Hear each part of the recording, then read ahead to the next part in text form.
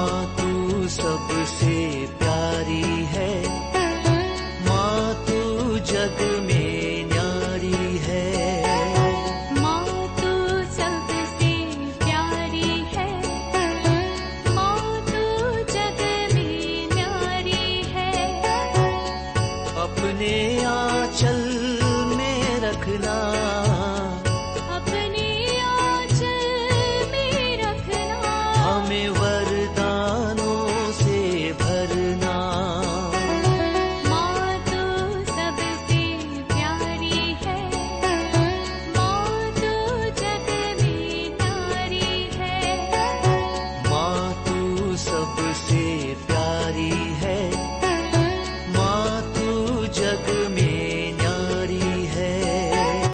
Mr. Rajan Samuel, a great missionary in Hindi heartland, first class with distinction.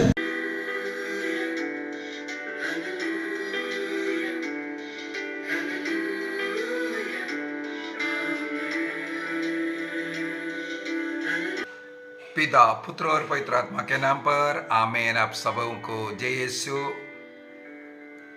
Holi week का बुधवार, generally इस दिन में योहन के सुसमाचार अध्याय 12 वाक्य 1 से 8 तक और उसी प्रकार मत्ती के सुसमाचार अध्याय 26 वाक्य 14 से 16 तक दो व्यक्तियों को हम लोग मनन चिंतन कर सकते हैं, क्योंकि इस बुधवार, पुण्य सप्ताह के बुधवार को जनरली स्पाई वेडनेसडे, क्योंकि दो विपरीत घटनाएं इस सप्ताह में जो हुआ उस पर हम लोग मनन चिंतन करते हैं।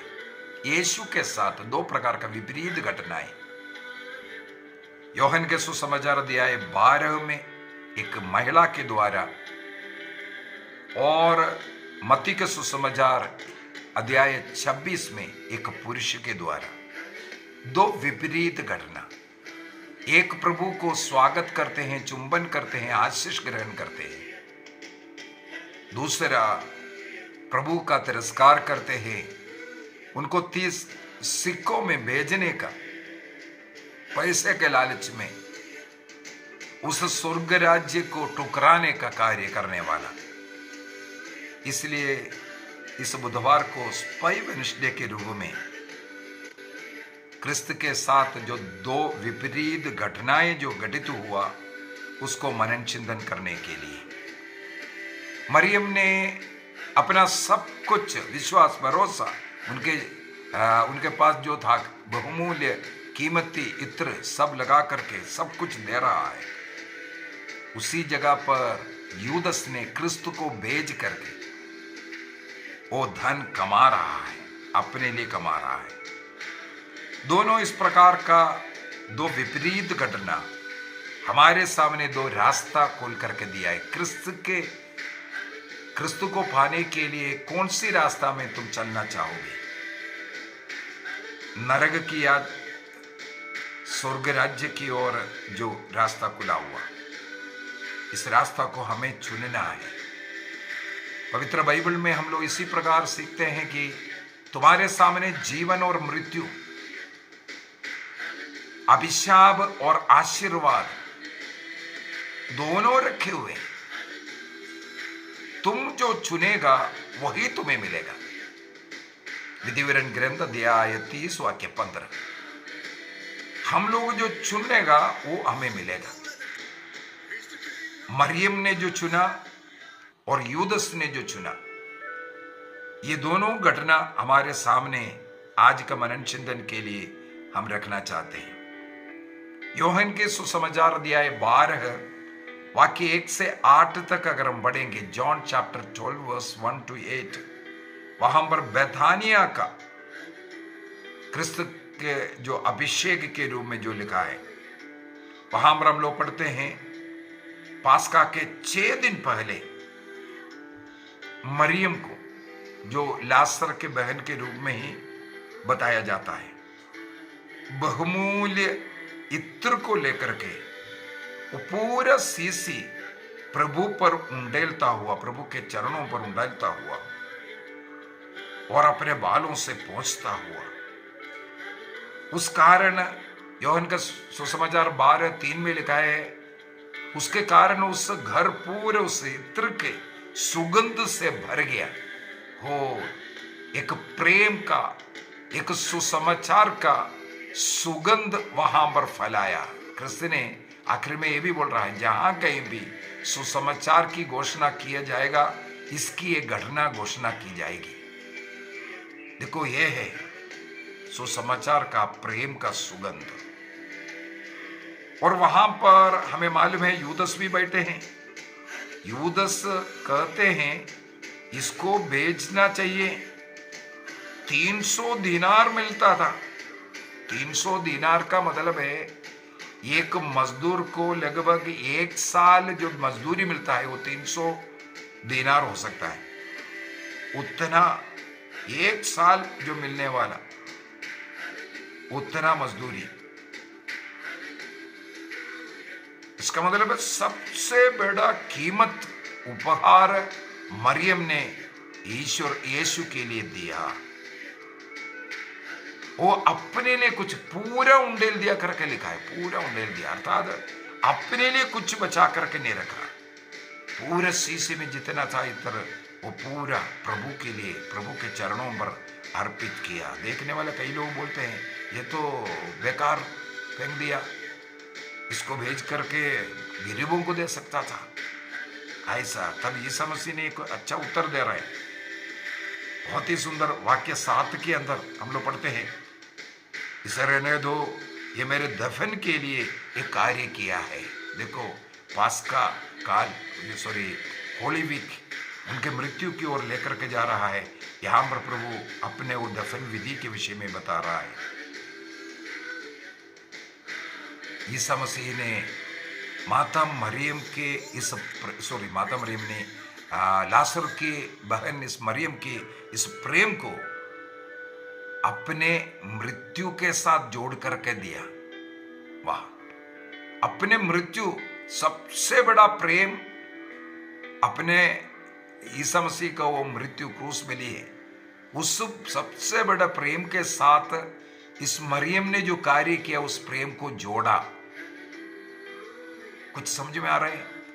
हमारे क्रिस्त के लिए, ईश्वर के लिए, ईश्वर के नाम पर जो कार्य कर रहा है, वो क्रिस्त के बलि के साथ हमारा वो कार्य जुड़ता है।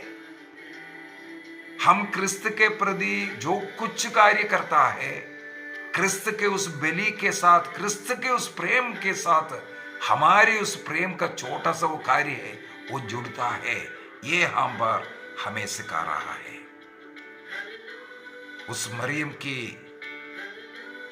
प्रेम के अनेकों विशेषता हम लोग यहां देख सकते हैं। कीमती एक चीज था वो इत्र।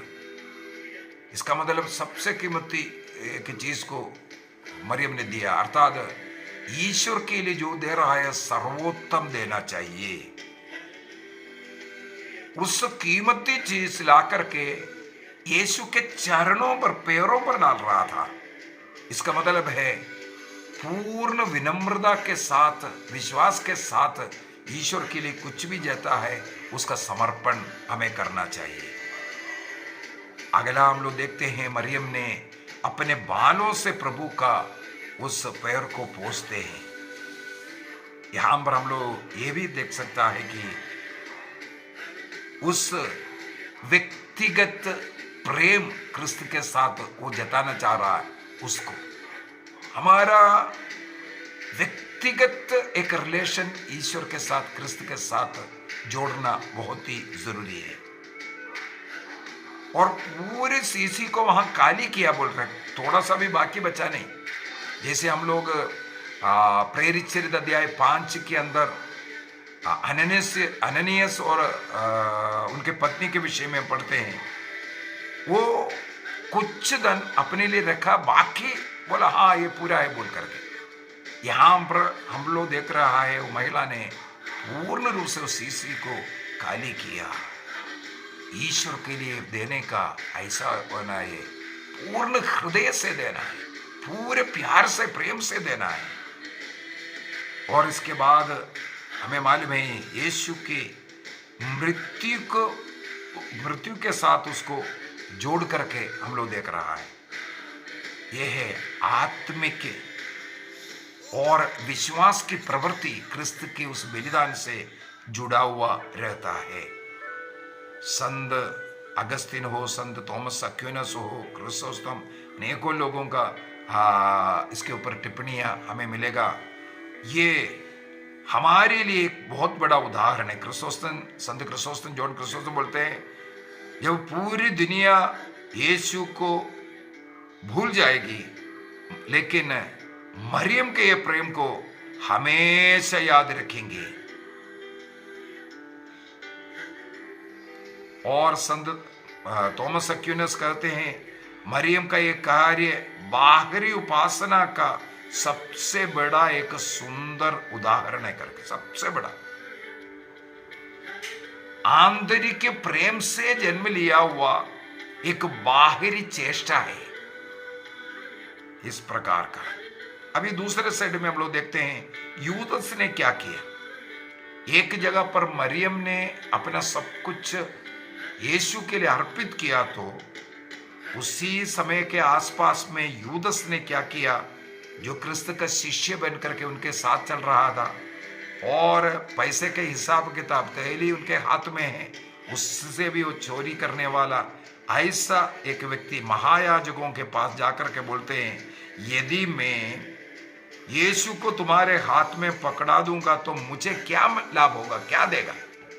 देखो यीशु को भेजने का, मत्ती का सुसमाचार अध्याय 26 वाक्य 15, यीशु को देने के लिए मुझे क्या मिलेगा।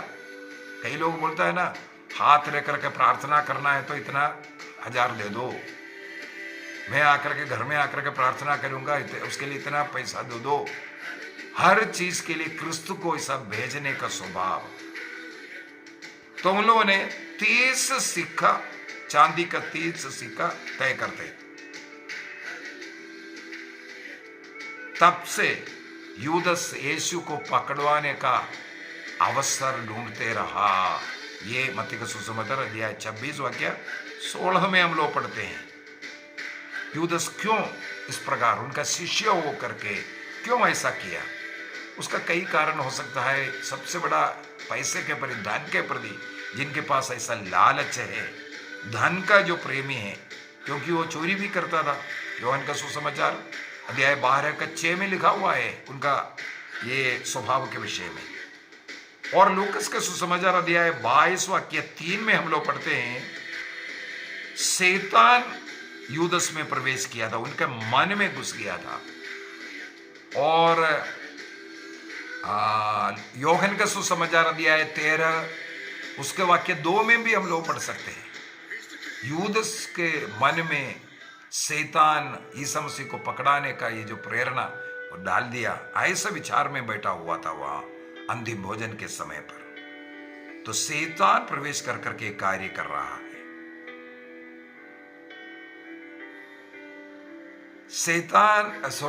यूदस चाहता था ये राजा बनेगा और वहां पर उनको अच्छा एक पोजीशन मिलेगा।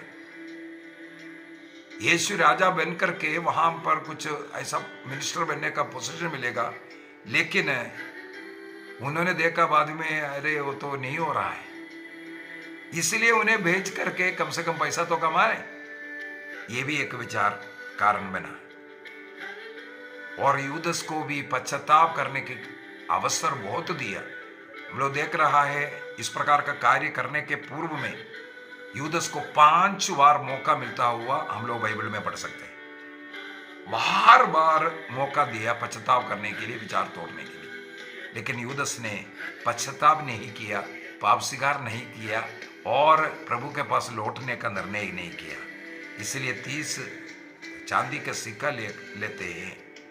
इसके द्वारा जकरिया का ग्रंथ अध्याय 11 वाक्य 12-13 का एक भविष्यवाणी भी पूर्ति हुआ, क्योंकि भविष्यवाणी ईसा मसीह को पकड़ाने का ये 30 सिक्के का भविष्यवाणी जकरिया ने किया था। एक दास का कीमत था एक गुलाम को खरीदने के लिए 30 चांदी का सिक्का उस समय पर देना है। हम लोगों को मालूम है उत्पत्ति ग्रंथ में 20 सिक्के में योसेफ को भेजा था, लेकिन ईसा मसीह का समय आते आते दास का कीमत 30 चांदी का सिक्का बन गया। निर्गमन ग्रंथ अध्याय 21 वाक्य 32 में हम लोगों को यह पढ़ने के लिए मिलेगा। तो ईसा मसीह ईश्वर का पुत्र एक दास के रूप में दास का कीमत पर बेचने के विषय में जो भविष्यवाणी हुआ वो यहाँ पर पूरा हुआ। यूदस का एक पश्चाताप भी हम लोग देख सकते हैं। वो पैसा फेंक रहा है, इसके बाद निर्दोष रक्त को मैंने भेजा है बोल करके, मैं पाप किया बोल करके मत्ती का सुसमाचार अध्याय 27:4 में फेंकता है, जाकर के फांसी लगाया। इसके पीछे का कारण है यूदस का पश्चाताप। जैसे पेतरुस ने पश्चाताप किया, उसमें बहुत अंतर था। एक विश्वास रखा, भरोसा रखा कृष्ण में, दूसरा विश्वास नहीं रखा, मुझे पाप क्षमा मिलेगा, मुझे अपनाएगा, ये विश्वास यूदस ने नहीं रखा। ईश्वर पर विश्वास, भरोसा करना, प्रेम करना कितना अनिवार्य है पश्चाताप के साथ, ये दर्शाता है। आइए हम अपनी आंखें बंद करें। आज के दिन हम लोगों ने 2 रास्ता जो हमें चुनना है, जीवन और मृत्यु की रास्ता, मरियम और यूदस के द्वारा हमें कलीसिया दे रहा है। हमें निर्णय करना है। जैसे विधिवरण ग्रंथ अध्याय 30 वाक्य 16 से आगे हम लोग पढ़ते हैं, तुम जीवन को चुन लो, तुम जीवन को चुन लो, सच्चाई को चुन लो, प्रेम को चुन लो, पाप को छोड़ो, पापी लोगों को छोड़ो, पाप के अवसरों को छोड़ो, सांब के सामने की तरह पाप के अवसरों से दूर भागना। आज कलीसिया हमसे आग्रह करते, एक अच्छा पाप स्वीकार कर, पाप में जीवन को त्याग कर, सब कुछ प्रभु के लिए, जैसे मरियम ने सब कुछ, हमारे जीवन के सबसे महंगा सब कुछ प्रभु के लिए समर्पित कर, प्रभु पर भरोसा कर, हमें आगे जीवन जीना है। प्रभु हमें मुक्ति दिया है, हमें वो स्वर्ग राज्य दिया है, वो सबसे बड़ी हमारे लिए कीमती चीज है। उसको पाने के लिए जैसे मोती बेच करके उस बहुमूल्य मोती को खरीदने वाले के समान, अनेकों छोटा मोती था उसको बेच दिया, लेकिन वो उस बहुमूल्य मोती खरीदने के प्रयत्न किया। उसी प्रकार उस स्वर्ग राज्य के लिए संसार के कुछ सुख, पापमय जीवन, गलत दोस्ती, ये सब त्याग करके मुझे क्रिस्त चाहिए, उस अनंत जीवन चाहिए। इसके लिए हम प्रयत्न करेंगे। पिता, पुत्र और पवित्र आत्मा के नाम पर आमेन। आप सबको जय यीशु।